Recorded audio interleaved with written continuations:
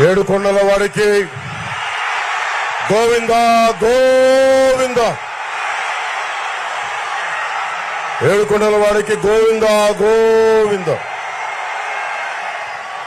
తిరుపతి పట్టణ ప్రజలకి, అన్నదమ్ములకి, ఆడపడుచులకి, అక్క చెల్లెలకి, మేడల పైన, మిద్దెల పైన దారి పొడవుతా ఖండ స్వాగతం పలికిన ప్రతి ఒక్కరికి,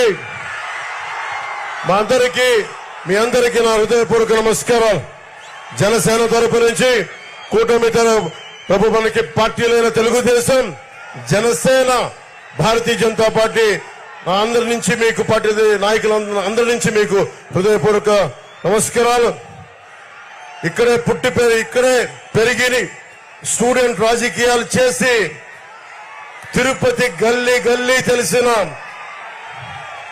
ఎస్వి యూనివర్సిటీలో అధ్యక్షుడిగా చేసి, స్టూడెంట్ విభాగానికి అధ్యక్షుడిగా చేసి, తెలుగుదేశం ప్రధాన కార్యదర్శిగా చేసి, అలిపిరిలో బాంబు పేలితే ఎగిసి 16 అడుగులు ఎత్తుపడితే కింద పడి లేచి దుమ్ము షట్టు దుమ్ము దులుపుకొని మరి దశాబ్దాల నుంచి రాజకీయం ఆంధ్రప్రదేశ్, ఉమ్మడి ఆంధ్రప్రదేశ్ స్టేట్ విడిపోయిన ఆంధ్రప్రదేశ్ రాజకీయాన్ని ఎప్పుడు ముందుండి నడిపిస్తున్న శ్రీ నారా చంద్రబాబు నాయుడు గారికి మనందరి తరపున హృదయపూర్వక నమస్కారాలు.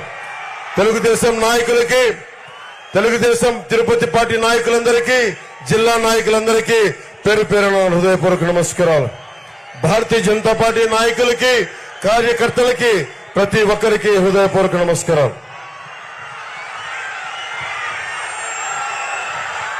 మీకు ఎమ్మెల్యే అభ్యర్థిగా మనందరి కోసం బలంగా వచ్చి చంద్రబాబు గారి మద్దతుతోటి, మేమందరి మద్దతుతోటి, మోదీ గారి మద్దతుతోటి మన తిరుపతి గాజు గ్లాసు గుర్తు మీద జనసేన పార్టీ అభ్యర్థిగా, కూటమి అభ్యర్థిగా జనసేన పార్టీ నుంచి పోటీ చేస్తున్న శ్రీ ఆరణి శ్రీనివాసులు గారిని భారీ మెజారిటీ తోటి మీరు గెలిపిస్తున్నారు.